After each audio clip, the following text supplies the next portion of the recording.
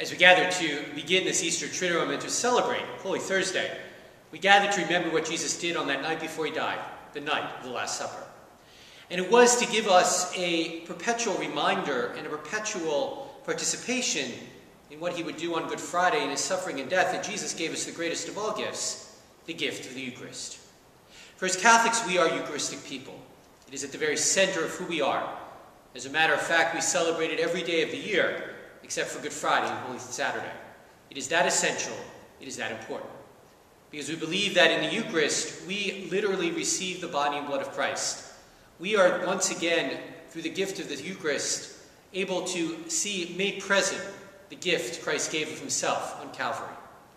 And each time we approach this altar to receive the living God, each time we approach this altar to receive Christ himself, we are called to remind ourselves that the Eucharist is meant to change us.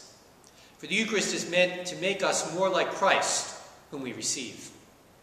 And today, as we enter these 3 holy days, these 3 days that we call the Easter Triduum, and remember what Christ did on the night before he died, that night in that upper room in Jerusalem, let us also remember that each time we approach the Eucharist, we are called to not only remember that night, but to allow the gift of Christ, the gift of his very self, to change us and to transform us.